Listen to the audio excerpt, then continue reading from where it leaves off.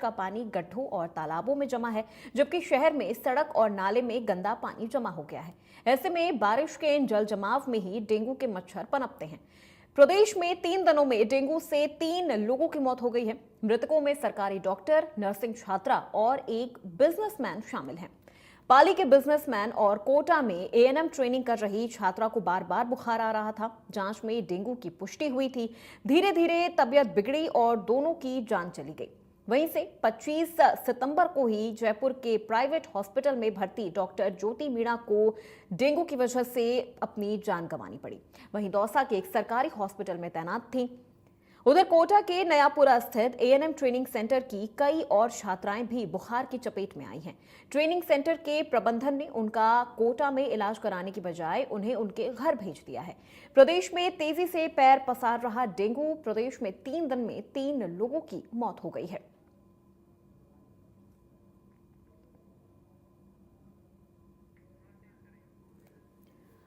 तो आपको बता दें कि राजस्थान में डेंगू लगातार अपने पैर पसार रहा है। डॉक्टर, नर्सिंग छात्रा और बिजनेसमैन, इन 3 लोगों की पिछले 3 दिनों में मौत हो गई है। प्रदेश में तेजी से डेंगू के मामले बढ़ते जा रहे हैं और डेंगू को लेकर स्वास्थ्य विभाग भी काफी ज्यादा अलर्ट हैं। लोगों को सतर्कता बरतने के भी निर्देश दिए जा रहे हैं। साथ ही साथ साफ सफाई और अपने आसपास मच्छरों के न पनपने देने को लेकर भी उन्हें हिदायत दी जा रही है कि अपने आसपास साफ सफाई जरूर रखें, पानी जमा ना होने दें, क्योंकि इन्हीं पानी में डेंगू के जो मच्छर हैं वो पैदा होते हैं।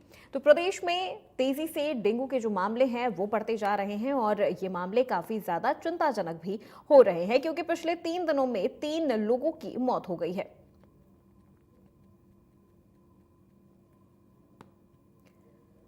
तो स्पेशल रिपोर्ट में आज आपको दिखा रहे हैं कि राजस्थान में किस तरह से डेंगू के जो मामले हैं वो लगातार बढ़ते जा रहे हैं।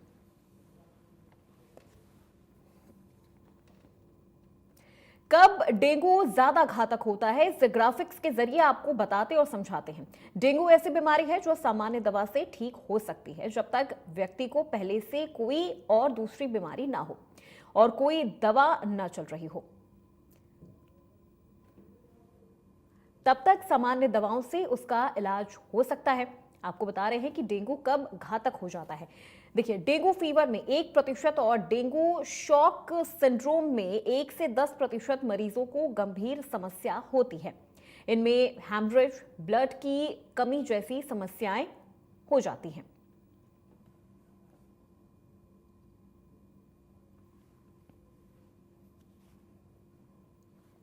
राजस्थान में देखिए, मौसमी बीमारियों का जो खतरा है वो तेजी से बढ़ता जा रहा है और ऐसे में सबसे ज्यादा खतरा डेंगू का है। डेंगू ऐसी बीमारी है जो सामान्य दवा से ठीक हो सकती है, जब तक उस व्यक्ति को पहले से कोई बीमारी ना हो या उसकी पहले से कोई दवा ना चल रही हो, तब तक सामान्य दवाओं से उसका इलाज हो सकता है। डेंगू फीवर में 1% और डेंगू शॉक सिंड्रोम में 1 से 10% मरीजों को गंभीर समस्या होती है। इसमें ब्रेन हैमरेज, ब्लड की कमी जैसी समस्याएं पैदा होती हैं।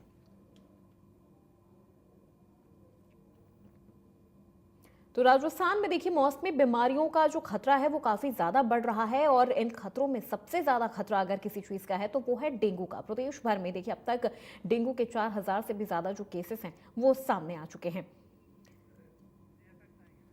3 दिन में प्रदेश में 3 लोगों की डेंगू से मौत हो गई है। आइए अब आपको बताते हैं कि किन जिलों में मरीजों की संख्या सबसे ज्यादा है। जयपुर में 700 मरीजों की संख्या है। अलवर में 121 मरीज हैं डेंगू के। उदयपुर में 530, बीकानेर में 310, दौसा में 195, कोटा में 170 डेंगू के मरीज रिकॉर्ड किए गए हैं। ये वो जिले हैं जो डेंगू ग्रस्त हैं। अलवर में 121, अजमेर में 110, भरतपुर में 104 और राजसमंद में 103 मरीजों की संख्या हो गई है। बेहद चिंताजनक मामले सामने आ रहे हैं डेंगू को लेके और 3 दिन में 3 लोगों की डेंगू से मौत हो जाने से स्वास्थ्य विभाग में भी हड़कंप मचा हुआ है। सबसे ज्यादा डेंगू ने लोगों को डरा रखा है। कोटा में भी डेंगू से एक नर्सिंग छात्रा की मौत हो जाने के बाद स्वास्थ्य विभाग में हड़कंप मचा हुआ है। तो ये ग्राफिक्स के जरिए आपको दिखा रहे हैं कि किन जिलों में मरीजों की कितनी संख्या है। जयपुर में 700, सबसे ज्यादा मरीज इस वक्त जयपुर में डेंगू के हैं, जहां 700 मरीज हैं। इसके अलावा उदयपुर में 530, बीकानेर में 310, दौसा में 195, कोटा में 170 मरीज, अलवर में 121, अजमेर में 110, भरतपुर में 104 और राजसमंद में 103 मरीज डेंगू के हैं। सबसे ज्यादा मरीज इस वक्त जयपुर में है, 700 मरीजों की संख्या बताई जा रही है।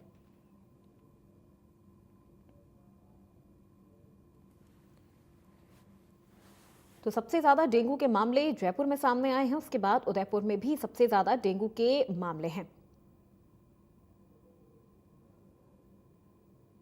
जयपुर के ग्रामीण इलाकों में भी डेंगू के मरीजों की संख्या बढ़ती जा रही है।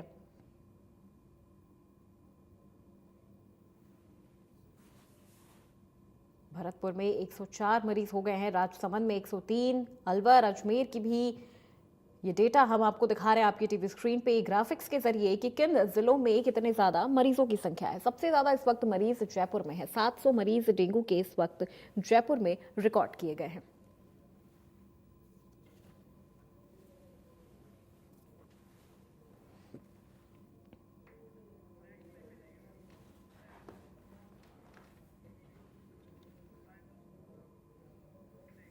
कोटा में डेंगू से पहली मौत का मामला सामने आया है। जिले में डेंगू अब जानलेवा होने लगा है। हालांकि पिछले साल की तुलना में इस बार केस कम आ रहे हैं, लेकिन सरकारी महकमे की लापरवाही एक नर्सिंग छात्रा पर भारी पड़ गई।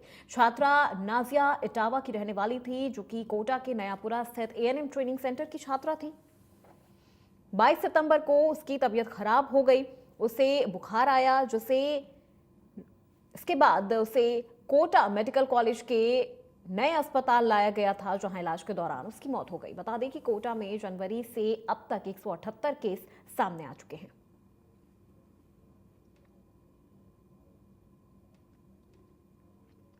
कोटा में डेंगू पीड़िता नर्सिंग छात्र की मौत के बाद चिकित्सा महकमे में भी हड़कंप है। नर्सिंग कॉलेज के हॉस्टल्स में आपको बता दें सन्नाटा पसरा हुआ है। हॉस्टल प्रशासन ने सभी छात्राओं को छुट्टी दे दी है और भी कई छात्राएं डेंगू पीड़ित बताई जा रही हैं।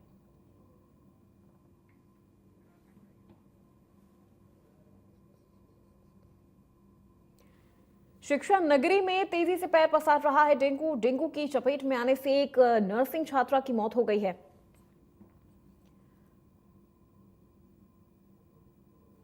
आपको बता दें एएनएम की ट्रेनिंग सेंटर से नर्सिंग कर रही थी छात्रा, जिसकी डेंगू से मौत हो गई है। और छात्रा की मौत के बाद स्वास्थ्य महकमे में भी काफी ज्यादा हड़कंप नजर आ रहा है। दिन पर दिन डेंगू के जो मामले हैं वो बढ़ते जा रहे हैं और स्थिति खराब होती जा रही है। मौसमी बीमारियों से मुकाबला करने के लिए सरकार ने पूरे सिस्टम को अलर्ट पर रखा हुआ है, लेकिन जिस तरह से आंकड़े बढ़ते जा रहे हैं उससे ये लग रहा है कि मामला अब खराब हो रहा है। जनवरी से अब तक 178 केस डेंगू के सामने आ चुके हैं। शिक्षा नगरी कोटा में तेजी से पैर पसार रहा है डेंगू।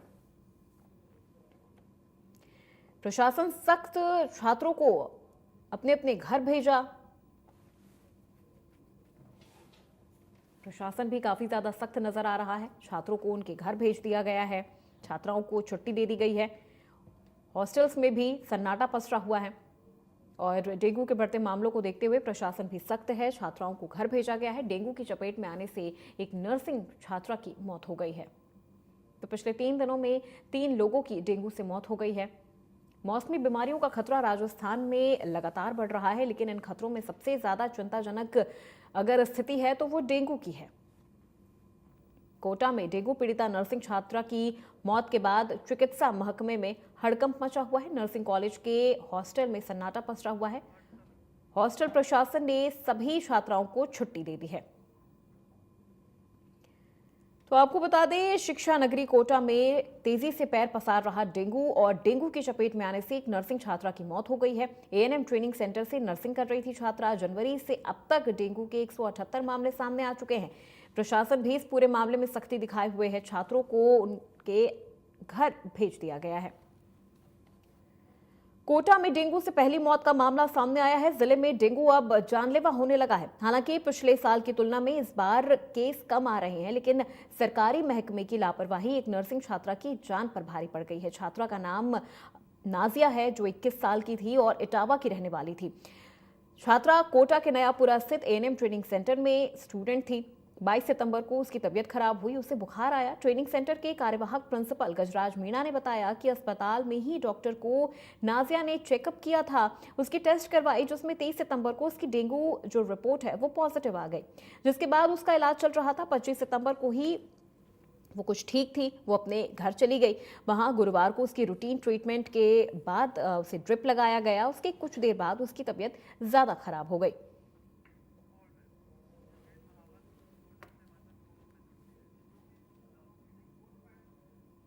और इसी खबर पे ज्यादा जानकारी के साथ हमारे संवाददाता युगेंद्र महावर हमारे साथ कोटा से जुड़ चुके हैं फोन लाइन पे। युगेंद्र, कोटा में स्थिति काफी ज्यादा खराब नजर आ रही है। हालांकि स्वास्थ्य महकमा अलर्ट पे है, लेकिन जिस तरह से आंकड़े सामने आ रहे हैं उससे तो ये लग रहा है कि स्थिति दिन पर दिन और ज्यादा खराब हो सकती है। बिल्कुल, निश्चित तौर पर अब डेंगू की बात करें तो डेंगू के सामने आ चुके हैं, मौसमी बीमारियों के भी केसेस सामने आ चुके हैं। आज जिस तरह से चिकित्सा विभाग जागरूक हुआ है और लगातार अब सर्वे किया जा रहा है, लेकिन इससे पहले जिस तरह की लापरवाही सामने आई है उसका नतीजा है कि डेंगू के 178 मरीज सामने आ चुके हैं। इसके अब टाइफस की बात की जाए तो उसके भी मरीज अब लगातार बढ़ते जा रहे हैं, जो कि 160 हो चुके हैं। इसके अलावा अगर चिकनगुनिया और दूसरी मौसमी बीमारियों की बात की जाए तो उनके भी मरीज अब सामने आने लगे। तो कहीं ना कहीं निश्चित तौर पर जिस तरह से चिकित्सा विभाग अलर्ट नहीं था, जिसका खामियाजा एक छात्रा को भुगतना पड़ा अपनी जान गंवाकर, उसके बाद जिस तरह से सर्वे शुरू किए गए हैं, जांचें शुरू की गई हैं, तो अब स्क्रब टाइफस और चिकनगुनिया के मरीज भी सामने आने लगे हैं। निश्चित तौर पर ये बड़ी लापरवाही है और इस पर जो भी दोषी हैं उनके खिलाफ कार्रवाई जरूर होनी चाहिए। और दूसरी बात अगर की जाए तो अभी भी नगर निगम की बात की जाए तो नगर निगम की तरफ से कोई फॉगिंग का काम नहीं करवाया जा रहा है। इसके अलावा अगर कोटा शहर की बात की जाए तो कई ऐसे खाली प्लॉट अभी भी मौजूद हैं जिनमें पानी भरा हुआ है और काफी सालों से उसमें पानी भरा हुआ है। बारिश के दिनों में उसमें मच्छर लार्वा पनपते हैं। तो कहीं ना कहीं ये जो लापरवाही है वो शहरवासियों पर लगातार भारी पड़ रही है। बिल्कुल योगेंद्र, देखिए लापरवाही तो नजर आ रही है, अस्पतालों में भी लापरवाही है, लेकिन अगर बात प्रशासनिक तौर तरीके की कर ली जाए तो लापरवाही तो वहां पर भी है। जो फॉगिंग होनी चाहिए थी, जो छिड़काव होना चाहिए था, जो साफ सफाई होनी चाहिए थी, वो तो फिलहाल नजर नहीं आ रही है। जी, निश्चित तौर पर अगर बात की जाए तो फॉगिंग का फिलहाल कुछ दिनों पहले फॉगिंग का शुरू किया था। वो भी तब शुरू किया था जब कोटा दक्षिण विधायक संदीप शर्मा ने बैठक ली थी। बैठक लेने के बाद जिस तरह से अधिकारियों को निर्देशित किया गया था, उसी दिन शाम से फॉगिंग की प्रक्रिया शुरू कर दी गई थी, लेकिन वो 2 दिन चली, उसके बाद उसको रोक दिया गया। तो कहीं ना कहीं जिस तरह की लापरवाही हो, जिस तरह की लापरवाही उजागर अब होने लगी है, निश्चित तौर पर ये गंभीर मामला है और इस मामले में जरूर उच्च अधिकारियों को कहीं ना कहीं एक्शन लेने की जरूरत है। उन प्लॉटों पर भी जो मालिक हैं उन पर भी कार्रवाई करने की जरूरत है जिन्होंने अभी तक प्लॉटों पर कोई निर्माण नहीं किया गया है और वहां पर पानी की वजह से जो मच्छर लार्वा पनप रहे हैं उसका खामियाजा आसपास के लोगों को भी भुगतना पड़ रहा है। बिल्कुल योगेंद्र, देखिए स्वास्थ्य विभाग के साथ साथ आम जनता को भी इन तमाम चीज़ों का ध्यान रखना उनके लिए बेहद ज़रूरी हो जाता है कि अपने आसपास साफ सफाई रखे, जो पानी जमा हुआ है वो चीज़ों को वहां से साफ कर दिया जाए। लेकिन योगेंद्र, यहाँ पर आपसे ये भी समझना चाहेंगे कि अस्पतालों में तैयारियां किस तरह की नजर आ रही हैं, क्योंकि जो तस्वीरें हम देख रहे हैं यहाँ पे तो मच्छरदानी के अंदर मरीजों का इलाज किया जा रहा है। मरीजों की संख्या क्या लग रहा है कि अभी और बढ़ सकती है या स्थिति काबू में है? देखिए, डेंगू की बात की जाए या दूसरी मौसमी बीमारियों की बात की जाए तो कभी भी इन पर लगाम पूरी तरह से नहीं लगाई जा सकती है। पिछले साल की बात की जाए तो पिछले साल में भी काफी ज्यादा तादाद में डेंगू के मरीज सामने आए थे, जिसका खामियाजा भुगतना पूरे कोटा जिले की जनता को पड़ा था और इस बार भी इसी तरह की संभावना जताई जा रही है। अस्पतालों में कोई बात की जाए तो अस्पतालों में साफ सफाई की भी पूरी व्यवस्था नहीं है। अगर सरकारी अस्पतालों की बात की जाए तो कोटा जो मेडिकल कॉलेज अस्पताल के अधीन आने वाले जो अस्पताल हैं वहां पर सुबह साफ सफाई होती है, उसके बाद कोई साफ सफाई का नजारा नहीं है। सबसे बड़ी बात इसमें ये भी है, प्रशासनिक अगर बात की जाए तो जो साफ सफाई कर्मचारी हैं जो लगे हुए हैं उनका कहीं ना कहीं भुगतान नहीं हो पाता, जिसकी वजह से वो हड़ताल पे उजागर आ जाता है, हड़ताल शुरू हो जाती है और ये हड़ताल का खामियाजा जो है वो मरीजों को भी भुगतना पड़ रहा है। हाल ही में 3 दिन पहले भी मेडिकल कॉलेज अस्पताल में जो सफाई कर्मचारी है, दूसरे कर्मचारी हैं, उनका वेतन का भुगतान नहीं हुआ था, जिसकी वजह से जो है अस्पताल में गंदगी का अंबार लग गया था। तो निश्चित तौर पर इस तरह की व्यवस्था दोबारा ना हो, इस पर भी ध्यान रखने की जरूरत है और कहीं ना कहीं जो प्रशासनिक अमला है उनको अब कहीं ना कहीं जो है उच्च अधिकारियों तक बात पहुंचानी चाहिए, क्योंकि कोटा जिला है वो शिक्षा नगरी के भी नाम से जाना जाता है। यहाँ पर लाखों की संख्या में बिल्कुल योगेंद्र, क्योंकि देखिए एमबीएस हॉस्पिटल की बात कर ले, जेके लोन हॉस्पिटल की बात कर ले तो ये संभाग के सबसे बड़े हॉस्पिटल माने जाते हैं। यहाँ पर हर रोज 2000 से ज्यादा ओपीडी रहते हैं, तो ऐसे में डेंगू के मामले को लेकर तैयारियां यहाँ पर कितनी ज्यादा नजर आ रही हैं, और मरीजों की अगर बात कर ली जाए तो सबसे ज्यादा किस वर्ग के मरीज यहाँ पे नजर आ रहे हैं? देखिए, अगर मरीजों की संख्या की बात की जाए तो अभी तक 178 मरीज डेंगू के सामने आए हैं। अगर इनकी बात की जाए तो मेडिकल कॉलेज अस्पताल एक ऐसा अस्पताल है कोटा दक्षिण क्षेत्र में, रामगंज मंडी से भी जो विधानसभा क्षेत्र है उसकी भी जो है सीमा पर लगता है। तो यहाँ मेडिकल कॉलेज अस्पताल में ही अधिकतर पेशेंट जाते हैं। अगर स्टूडेंट्स की बात की जाए जो यहाँ पर पढ़ रहे हैं, वो भी अधिकतर मेडिकल कॉलेज अस्पताल में ही पहुंचते हैं, क्योंकि वहां पे राजीव गांधी एरिया, तलवंडी, जहाँ जितना भी कोचिंग एरिया कोटा का है, उनके सारे स्टूडेंट्स अगर बीमार होते हैं तो मेडिकल कॉलेज अस्पताल पहुंचते हैं। तो निश्चित तौर पर वहां पर स्टाफ अधिक लगाने की जरूरत है, और खासकर इन दिनों ठीक है, बिल्कुल योगेंद्र, आप अपनी नजरें बनाए रखिएगा। तमाम अपडेट आपसे आगे भी लेते रहेंगे। फिलहाल इस पूरी जानकारी के लिए शुक्रिया।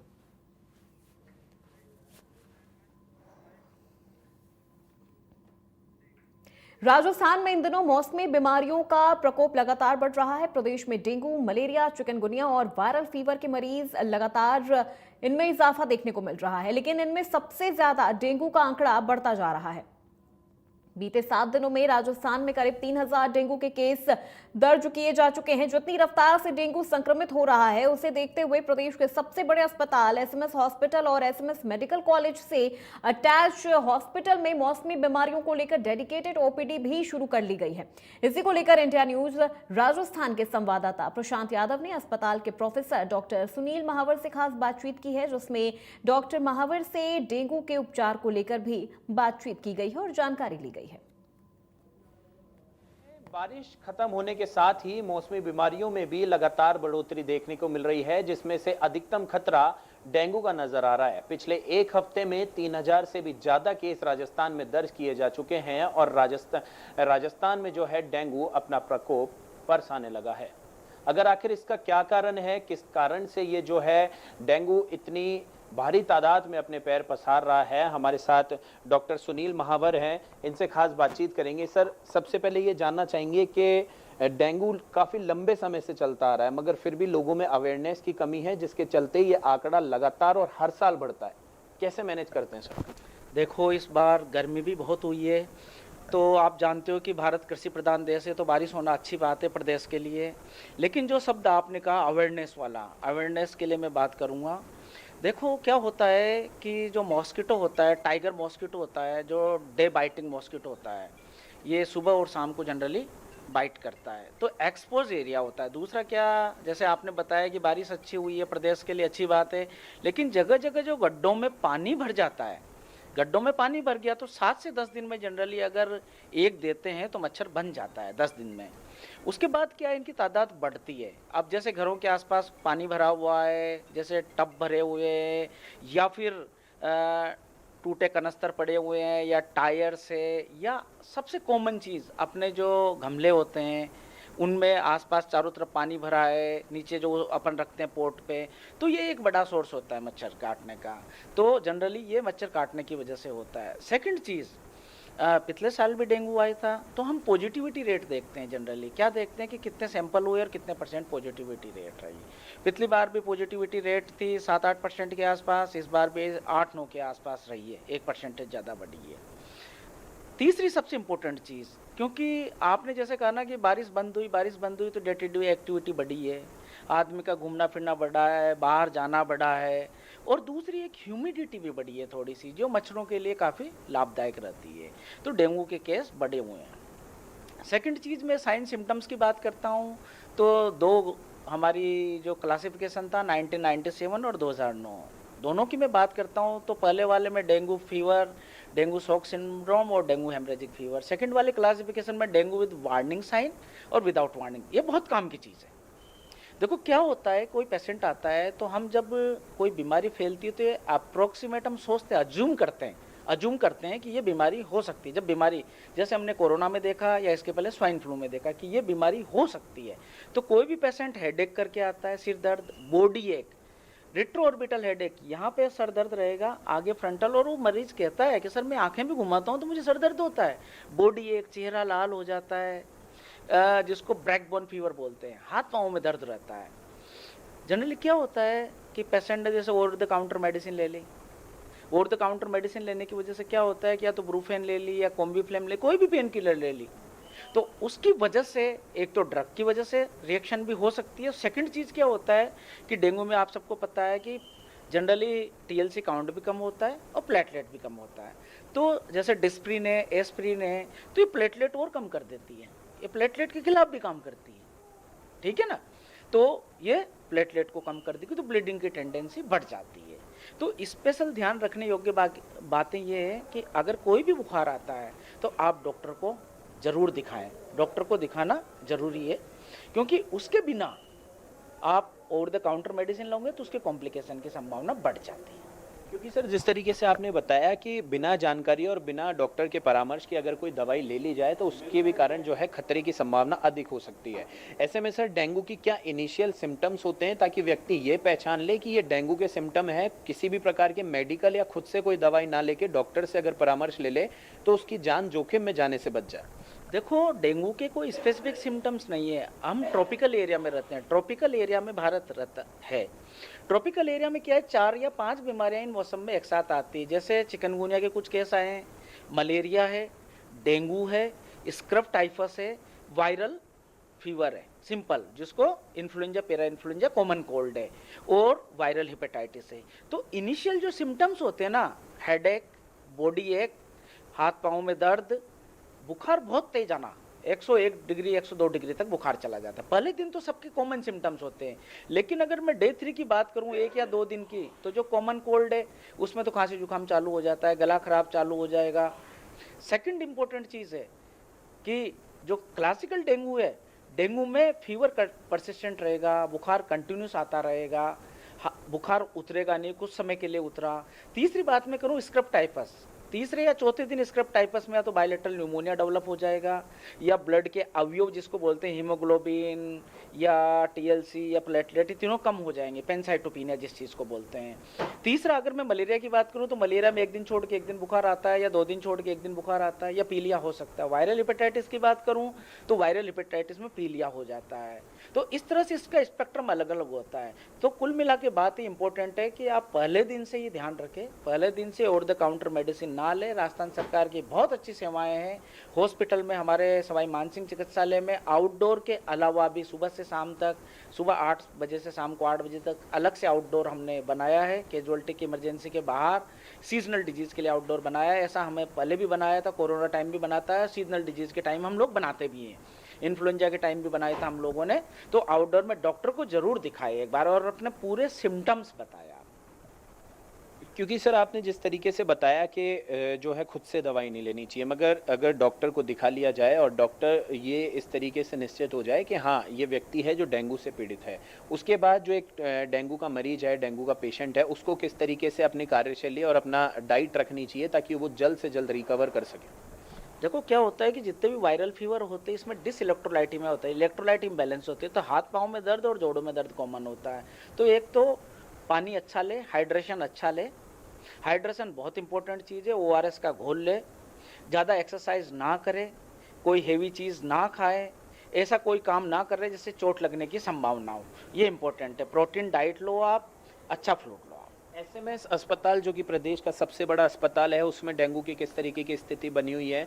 क्या सर कोई चिंताजनक स्थिति आप पा रहे हैं या फिर ऐसी कोई डेथ रिकॉर्ड कर रहे हैं जो डेंगू में लापरवाही के कारण हो रही है? देखो ऐसा कुछ भी नहीं है। जनरली क्या होता है, हम लोगों ने शुरू में सीजनल डिजीज़ के लिए हर वार्ड में 4 बेड आरक्षित करे थे, लेकिन जब पेशेंट आते हैं तो सारे बेड ओपन रहते हैं। हमारे पास ICU में भी बेड है, उसमें शुरू में हमने सीजनल डिजीज़ के लिए एक इमरजेंसी ICU आरक्षित किया गया था, उसमें भी 4 बेड आरक्षित किया गया था, लेकिन हम अब सारे बेडों को यूज कर रहे हैं। दूसरा, ऐसी कोई चिंताजनक कंडीशन नहीं है कि हमारे पास ऐसे कोई अनयूजुअल पेशेंट नहीं आ रहे हैं कि ब्लीडिंग बहुत ज़्यादा हो रही हो उनको, या बहुत ज़्यादा कोई हेमरेज हुआ हो, ऐसे कोई चिंताजनक मरीज नहीं है। आप देखा है, पहले भी हम लोग देखते हैं क्योंकि सीजनल डिजीज़ आती है, बाहर तक पेशेंट नीचे तक लेटने की संभावना हो जाती है, लेकिन ऐसा अभी कुछ भी नहीं है। बेड टू बेड पेशेंट है, पेशेंट आते हैं, एक्सपेक्टेड होता है हमें जब भी सीजनल डिजीज होता है, हमें एक्सपेक्टेड होता है कि सितंबर अक्टूबर में आपके पास पेशेंट आएंगे। जी बिल्कुल, देखिए जिस तरीके से डॉक्टर सुनील ने बताया कि किस तरीके से डिटेक्ट करते हैं कि कोई भी मरीज है वो डेंगू से पीड़ित है या नहीं है, but there is a huge difference between the three diseases mainly dengue, chikungunya and malaria. इन तीन चीज़ों में जो है डिफ्रेंशिएट करना बेहद ज़रूरी हो जाता है किसी भी डॉक्टर को इनिशियल स्टेज में। जिस तरीके से डॉक्टर सुनील ने बताया कि तीसरे दिन जाकर ये कहीं ना कहीं स्थिति बिगड़ भी सकती है मरीज की, मगर ये कह पाना इनिशियल स्टेज में कि वो किस बीमारी से पीड़ित है, वो नॉर्मल वायरल फीवर से है या डेंगू, मलेरिया, चिकनगुनिया जैसी बीमारी से पीड़ित है, ये डिटेक्ट करने में 3 से 4 दिन लग सकते हैं। तो किसी भी मरीज को अपने से, किसी मेडिकल से या अपने खुद से जो है कोई भी घर में रखी दवाई नहीं खानी चाहिए। अगर कोई व्यक्ति बुखार से पीड़ित है, खांसी जुकाम से पीड़ित है, तो तुरंत उसे इस समय, जब पूरा प्रदेश डेंगू जैसी बीमारी से जूझ रहा है, तो बिना किसी लापरवाही के तुरंत अपने नजदीकी अस्पताल या अपने नजदीकी पहचान के डॉक्टर से परामर्श लेना जरूर चाहिए। कैमरा पर्सन मनोज शर्मा के साथ मैं प्रशांत यादव, इंडिया न्यूज जयपुर। तो वहीं उदय